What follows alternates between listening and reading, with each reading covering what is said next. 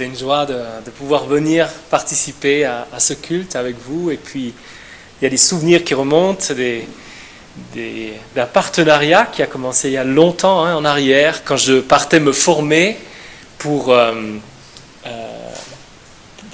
devenir pasteur, ou en tout cas m'engager dans le ministère. Vous avez été à mes côtés pendant plusieurs années, à la fois en tant qu'Église, mais aussi des familles dans l'Église, et j'en suis très reconnaissant. Merci d'avoir été présent tout au long de la formation, et puis c'est une joie de venir, comme on l'a dit, en famille. On m'a suggéré de dire un mot sur la Bible de Moutier-Grandval. Vous l'avez probablement vu dans les nouvelles. Elle sera exposée, elle est actuellement à Londres, à la British Library. Mais elle va être transportée à Delémont et pendant 3 mois, de mars à juin, elle sera exposée. C'est un bijou du Moyen-Âge. On l'estime à 835, datant de 835. Et donc elle sera exposée là. Et avec un groupe, on est déjà 18 inscrits de Moutier à faire une visite guidée le 29 mars à 14h. Et si vous voulez vous joindre à nous, l'intérêt de cette visite-là, c'est qu'elle sera commentée, guidée, pendant 1 heure, et vous pouvez nous rejoindre. Il y a un lien qui va circuler, peut-être qu'il a déjà circulé, je ne sais pas, avec un petit formulaire, mais je l'enverrai encore à Tom et à Cédric pour que vous puissiez vous inscrire si vous êtes intéressés, donc le 29 mars à 14h, pour découvrir un peu ce trésor, ce patrimoine de la région. Et c'est l'occasion de réaliser quel bienfait, quel privilège on a d'avoir accès à la parole. Et je fais un petit lien avec un projet. Là encore, vous avez participé par la prière, vous avez prié pour cela, je l'ai entendu en tout cas.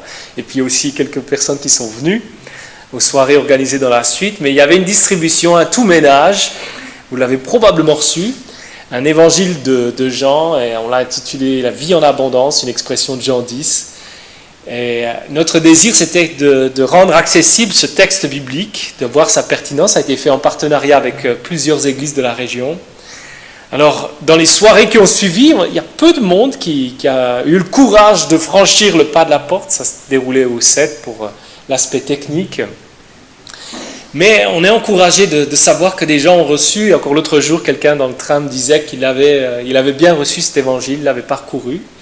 Et j'espère qu'à travers la méditation de la parole de ce matin, ce soit un encouragement pour vous dans les échanges que vous aurez avec les uns ou les autres. Je sais qu'on est plutôt discret sur ces questions-là.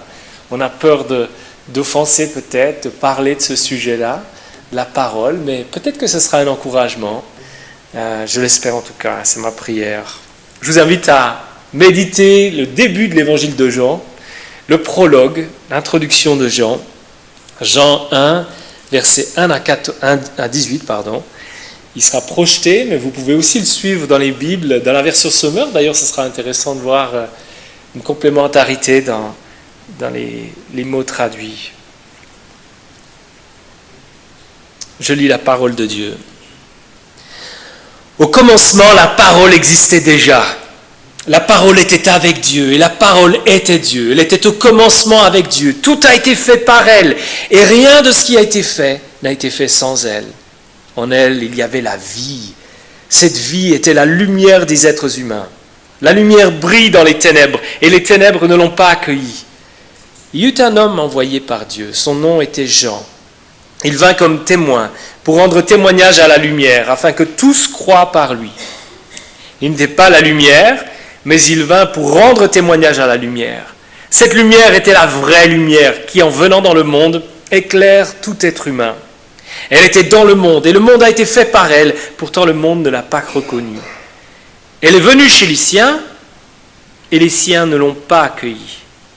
Mais à tous ceux qui l'ont acceptée, à ceux qui croient en son nom, elle a donné le droit de devenir enfants de Dieu, puisqu'ils sont nés, non du fait de la nature, ni par une volonté humaine, ni par la volonté d'un mari, mais qui sont nés de Dieu. Et la parole s'est faite homme. Elle a habité parmi nous, pleine de grâce et de vérité, et nous avons contemplé sa gloire, une gloire comme celle du Fils unique venu du Père. Jean lui a rendu témoignage et s'est écrié, c'est celui à propos duquel j'ai dit, « Celui qui vient après moi m'a précédé, car il était avant moi. » Nous avons tous reçu de sa plénitude et grâce sur grâce. En effet, la loi a été donnée à travers Moïse, mais la grâce et la vérité sont venues à travers Jésus-Christ. Personne n'a jamais vu Dieu. Dieu, le Fils unique, qui est dans l'intimité du Père, est celui qui l'a fait connaître. Jusqu'ici, la parole de Dieu. Dans une chanson en duo, Dalida et Alain Delon échangent ces paroles. C'est d'ailleurs le titre, « Parole, parole, parole ».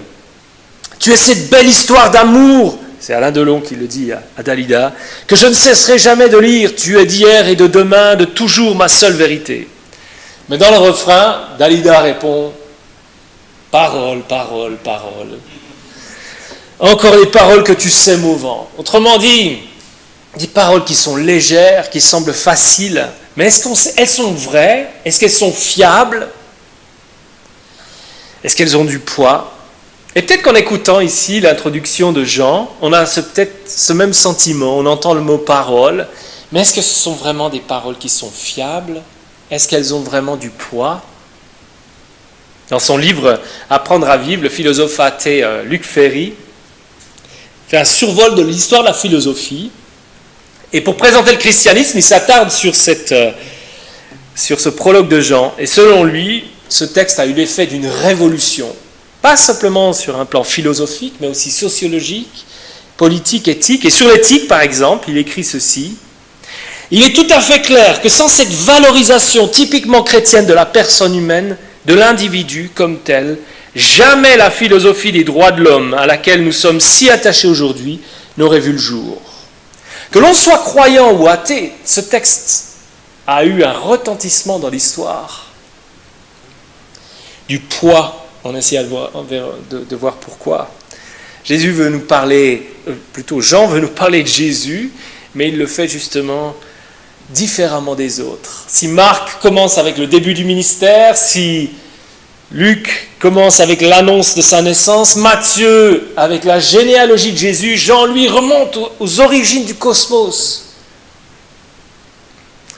Il le présente comme la parole, une parole qui rime avec, et ce sera notre plan, révélation, adoption, incarnation.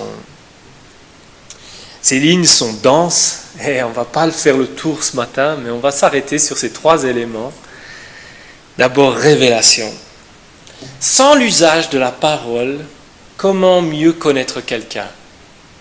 Vous êtes à table à un repas ou restaurant, vous êtes à une soirée de mariage, vous devez apprendre à connaître les personnes qui sont autour de vous, vous êtes dans la rue. Sans l'usage de la parole, comment mieux connaître la personne qui est en face? On restera sans l'usage de la parole plutôt à l'observation, l'apparence. Jésus, lui, est la parole dans le sens qu'il révèle qui est Dieu. Au commencement, la parole existait déjà. La parole était avec Dieu et la parole était Dieu. Dans la peau des premiers auditeurs, comment entendre ces paroles? Eh bien, des auditeurs juifs tendent l'oreille. Pour eux, il y a clairement une référence à, je me pose la question, au commencement. Genèse 1, exactement. Genèse 1, au commencement, Dieu créa. Et Genèse 1 nous dit, cette première parole, que la lumière soit. Autrement dit, pour les auditeurs juifs, Jean décrit ici l'agent de la création, celui par qui la création est rendue possible, la parole à l'origine de toute existence, à l'origine de tout. Mais est-ce qu'il s'adresse uniquement à des juifs? Non, des Grecs tendent l'oreille. Pourquoi? Parce que la parole, ici, traduit le mot grec logos. Pour les penseurs grecs, et en particulier les stoïciens, le logos, c'est une manière de décrire l'équilibre, la logique de l'univers. Ils observent à travers la nature cet équilibre, cette logique, cette harmonie, un équilibre, quelque chose de rationnel, un logos. Et Jean parle de logos. Des publics très différents sont concernés. Et c'est pareil aujourd'hui.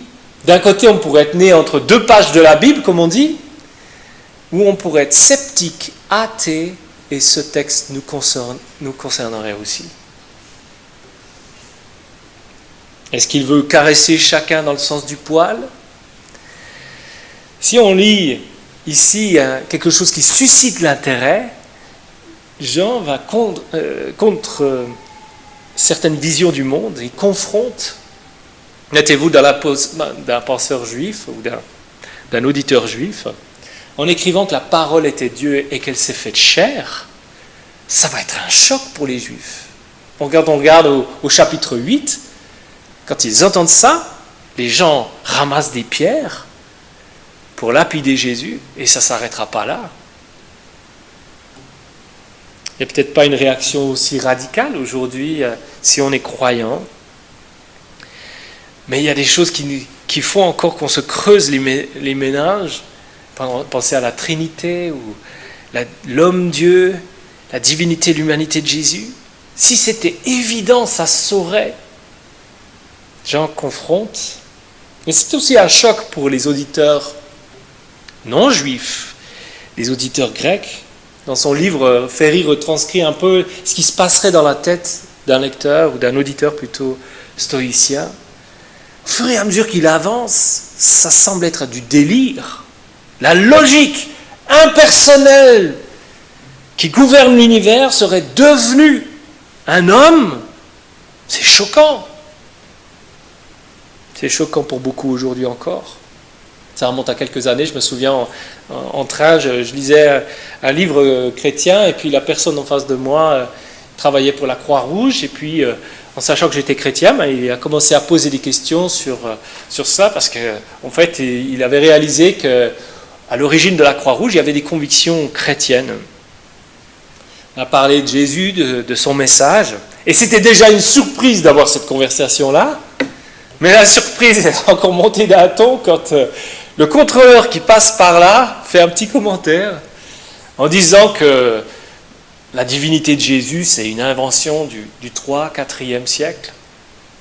Vous imaginez un peu la surprise d'avoir la conversation, le contrôleur qui s'y met. Et quand je lui ai demandé mais d'où il tenait cela, il a dit qu'il avait lu le roman Da Vinci Code. Il avait peut-être déjà lu ou en a entendu parler, un roman des années 2000. Et là, effectivement, on présente la divinité de Jésus comme une invention tardive. Alors ça fait sourire. C'est un roman, il y a plein de choses tirées par les cheveux dans le roman. Mais il y a des livres plus sérieux qui l'ont avancé. On pense par exemple à Frédéric Lenoir qui a écrit « Quand Jésus est devenu Dieu », selon lui, et c'est cette thèse qui est avancée. La divinité de Jésus serait une invention tardive. Mais c'est vrai ça? C'est vrai? Un des plus vieux manuscrits de l'évangile de Jean se trouve en Suisse. On a ici une image de ce manuscrit qui est dans la colonie à la Fondation Bonne-Mère. Il est surnommé P66. On y trouve les premières pages, ou les paroles plutôt de Jean. Et il est daté de quand? Entre 100 et 150. C'est pas l'original, on le sait. On estime que l'original, il faut le remonter dans une fourchette large entre 55 et 95. Mais autrement dit, c'est pas quelque chose qui a été inventé tardivement. Vous l'entendez? La parole était Dieu. La parole était Dieu. Et quand on suit la parole qui s'est faite chair, il n'y a aucun doute sur le fait que c'est Jésus qui l'a introduit. Qui mieux que Jésus peut révéler qui est Dieu? Il est la parole, révélation de Dieu. Mais dans les versets 4 à 9, il est aussi présenté comme la lumière.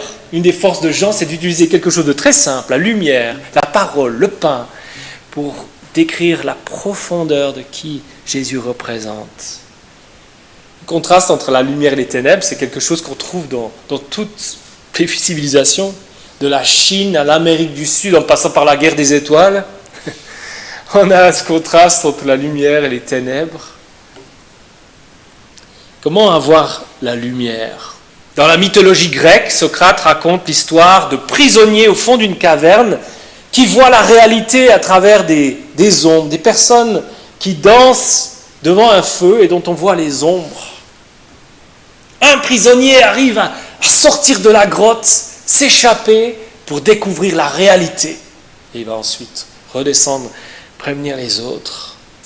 Au XVIIIe siècle, qu'on surnomme le siècle des Lumières, c'est pareil. Il y a l'idée de sortir des ténèbres du passé pour accéder par la raison à une meilleure compréhension de la réalité. Le mouvement est celui d'une montée. Mais Jean indique un mouvement inverse. Ici, c'est la lumière qui descend. Ce n'est pas les humains qui sont capables de s'élever pour comprendre la réalité, c'est la lumière qui descend. Et qu'est-ce que ça change de ça, de voir ce mouvement-là? Eh bien, ça devrait nous rendre humbles. Ça devrait nous rendre humbles. On peut être très religieux, on peut être très moral, mais être arrogant, condescendant vis-à-vis des autres. Jean veut montrer dans son évangile que ce n'est pas par un mouvement qui consisterait à s'élever vers Dieu par sa morale. On peut être très intelligent, très perspicace, doué, mais en faisant preuve là encore de condescendance par son intelligence, par sa position. Un élitisme basé sur les capacités ou sur une position de force, un Pilate par exemple. Ici, ce n'est pas une montée pour accéder à la lumière, c'est une lumière qui descend vers nous. Et ça devrait nous rendre humbles. Quelle est la réaction naturelle à cette lumière? Je vous lis le verset 5 avec plusieurs versions. La lumière brille dans les ténèbres et les ténèbres ne l'ont pas accueillie. Second 21. La lumière brille dans l'obscurité et l'obscurité ne l'a pas arrêtée. Nouvelle Français courant. La lumière brille dans les ténèbres et les ténèbres n'ont pas pu la saisir. Nouvelle Bible seconde. Qui a raison dans la traduction? Est-ce qu'on essaie d'arrêter la lumière? Ou est-ce que c'est simplement qu'on ne comprend pas, qu'il serait Dieu lui-même incarné? C'est inacceptable pour eux. Différentes manières de ne pas accueillir Jésus. Jésus dérange à la fois les religieux et les sceptiques. Si vous êtes peut-être plutôt religieux, vous vous dites que Jésus ne devrait pas trop vous déranger. Mais il suffit de tourner la page ici dans l'Évangile. Qu'est-ce qui se passe? Jésus change de l'eau en vin à l'occasion d'un mariage et il se promène ensuite avec un fouet dans le temple. Jésus va nous déranger. Jésus dérange aussi les sceptiques. Charles Taylor, un philosophe canadien, fait une remarque sur notre époque. En société, on trouve l'idée d'un Dieu personnel repoussante.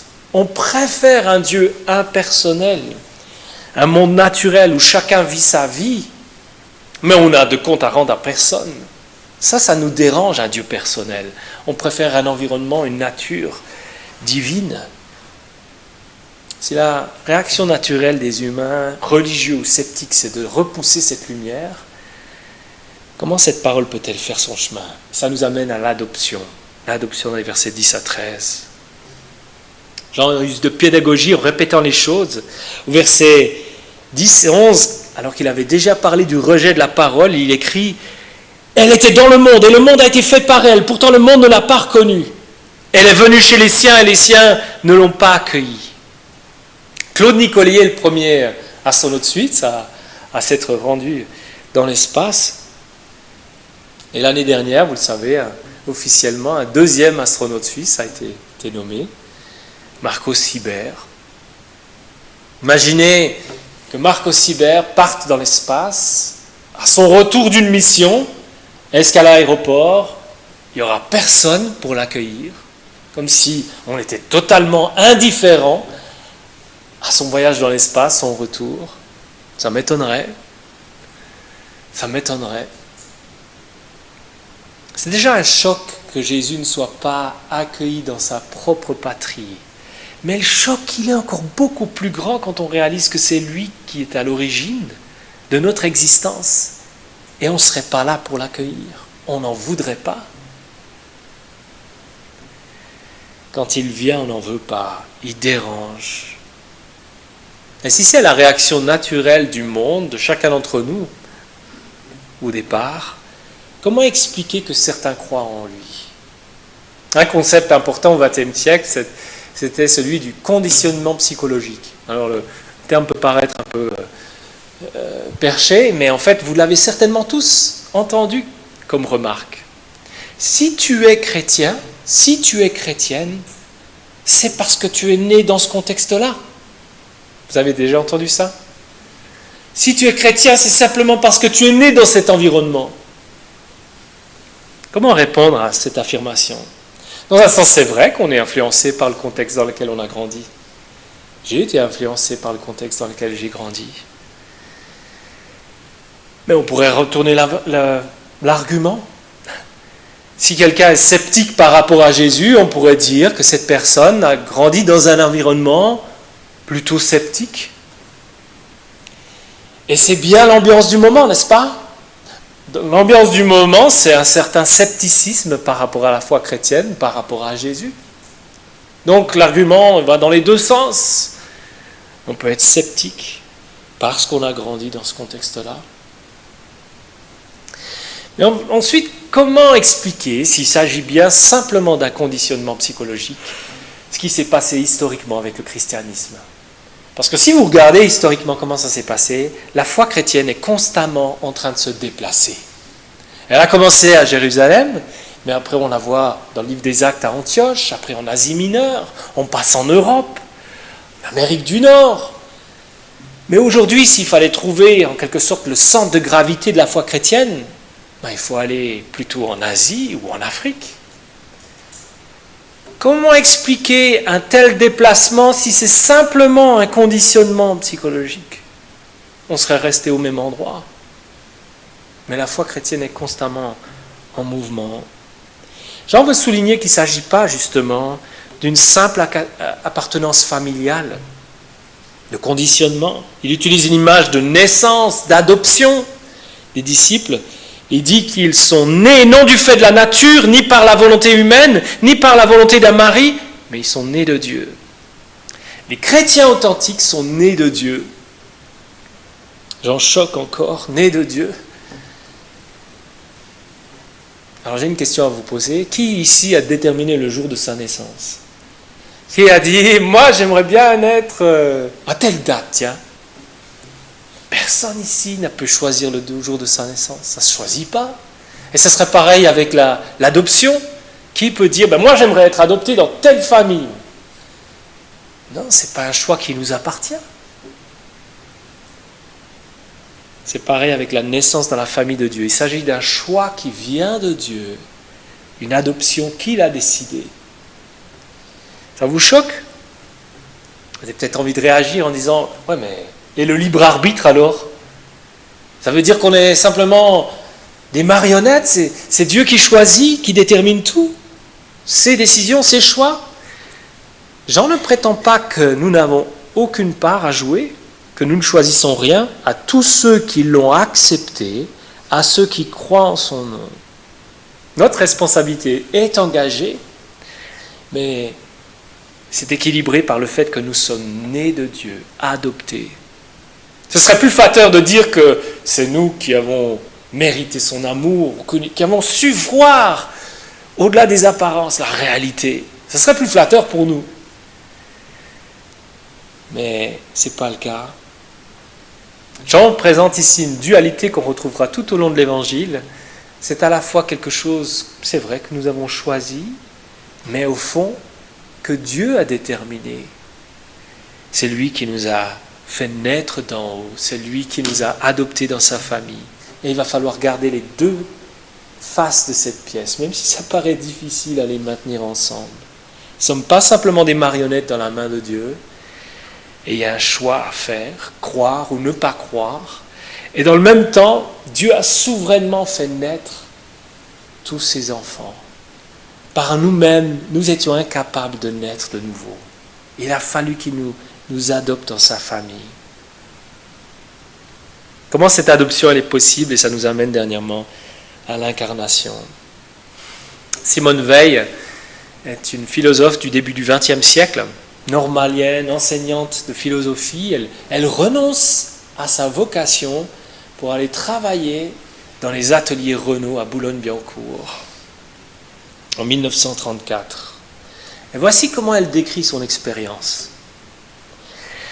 Ce que j'ai subi là m'a marqué d'une manière si durable qu'aujourd'hui encore, lorsqu'un être humain, quel qu'il soit, dans n'importe quelle circonstance, me parle sans brutalité, je ne peux m'empêcher d'avoir l'impression qu'il doit y avoir erreur et que l'erreur va sans doute malheureusement se dissiper. C'est remarquable, n'est-ce pas? Elle a accepté de renoncer à une position stable et même à une très bonne position pour aller connaître la condition des ouvriers au début du siècle. Dans l'incarnation de Jésus, il y a ça, mais bien plus. La parole s'est faite homme, elle a habité parmi nous, pleine de grâce et de vérité. Littéralement, la parole s'est faite chair. Et dans cette incarnation, il y a plusieurs choses qui nous frappent. D'abord, vous voyez comment Jean est passé au nous. Il est passé au nous. Elle a habité parmi nous, nous avons contemplé sa gloire, nous avons tous reçu de sa plénitude. Avec Jésus, on ne pourra plus dire que Dieu est distant, lointain, parce qu'il s'est approché de nous en Jésus. Et c'est là que Ferry parle d'une valorisation de la personne. Pourquoi? Parce que les Grecs, eux, ce qu'ils souhaitaient, c'était échapper à la réalité corporelle, être retiré de cette condition humaine. Mais le Fils de Dieu vient s'incarner pour racheter cette humanité de l'intérieur, corps et esprit. Par son incarnation, non seulement il connaît notre condition, mais en plus, il vient sauver, nous faire connaître Dieu comme personne auparavant. Au temps de Jésus, il y a deux personnages importants qui parlent de Dieu. Les deux sont prophètes, les deux sont venus avant. Moïse, Jean, surnommé le baptiseur. L'un se retrouve tout au début de l'Ancien Testament, Moïse, l'autre tout à la fin, Jean-Baptiste. Et dans un sens, Moïse, c'est le héros brandi par les pharisiens, qui font sans cesse référence à lui. Jean-Baptiste, c'est un héros pour les progressistes, les disciples qui veulent être en rupture avec le passé. Pas le temps de commenter tous les éléments ici, ces références à Moïse et à Jean. Mais ils ne sont qu'une petite révélation par rapport à Jésus, qui est la révélation, le sommet de la révélation. Quand je dis petite, c'est probablement trop dur. Ils sont une révélation de Dieu, mais c'est Jésus qui l'incarne parfaitement, révélation de Dieu. Et comment décrire cette révélation que Jésus nous accorde? Je peux vous poser une question. Si vous rentiez tout à l'heure à la maison, prenant un apéro, qui pourrait venir poser sa tête sur votre poitrine et ce serait tout à fait normal? Qui, dans votre entourage, pourrait venir poser sa tête sur votre poitrine et ce serait tout à fait normal? On pense à un époux, on pense à un enfant, des petits-enfants, quelqu'un de très proche. Pas des masses en tout cas, pas n'importe qui dans la rue. Il faut que ce soit quelqu'un de très proche. Dans le sein du Père, c'est l'expression que Jean utilise au verset 18. Il décrit l'intimité de la relation entre le Père et le Fils avec cela. Si le Fils vient s'incarner, c'est non seulement pour révéler, mais aussi pour que nous soyons adoptés. C'est le centre du prologue, la raison de sa venue, notre adoption. Et l'affirmation devrait nous bouleverser quand on y pense. Par nature, nous ne voulons pas de Dieu, nous ne voulons pas de son Fils, mais dans son amour, il est venu de l'intimité du Père pour nous permettre à nous de goûter à l'intimité du Père, à être adoptés dans la famille de Dieu. Si le Fils s'incarne, c'est pour encaisser le rejet que nous méritons. C'est lui qui prend le rejet à notre place, le rejet qu'on mérite, c'est lui qui le prend. Et s'il s'incarne, c'est pour nous permettre de vivre dans cette intimité avec le Père. À la fin du livre de Jean, Quel est l'échange entre Jésus et Marie de Magdala? Jésus lui dit plutôt à elle, « Dis-leur que je monte vers mon Père et votre Père. » Jean 20, 19. « Dis-leur que je monte vers mon Père et votre Père. » Il montre par là qu'en venant, c'est pour nous permettre d'être accueillis dans sa famille, d'être adoptés par le Père. Il révèle Dieu, il permet l'adoption, il permet l'intimité avec Dieu. Vous vous souvenez des paroles de Delon au départ? Et si elles s'appliquaient vraiment à Jésus, tu es cette belle histoire d'amour que je ne cesserai jamais de lire. Tu es d'hier et de demain, de toujours ma seule vérité. Je vous invite à la prière.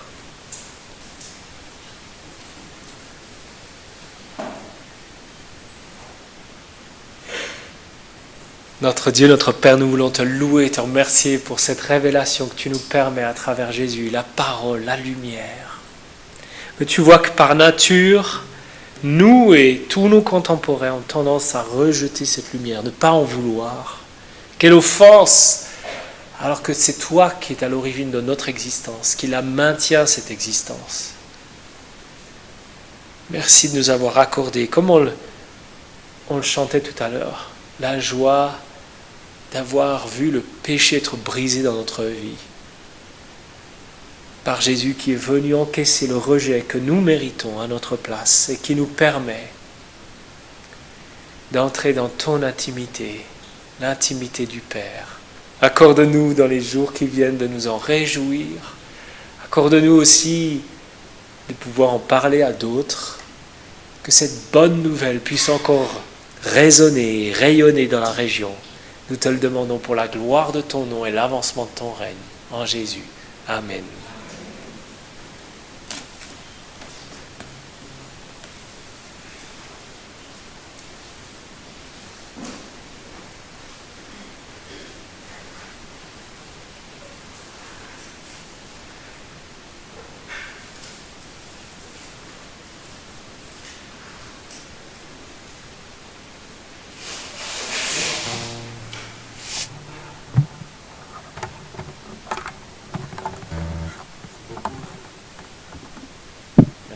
Paul pour ce message qui nous encourage à ne pas être dans le mauvais sens ébloui par cette lumière, aveuglé par cette lumière, mais au contraire à la voir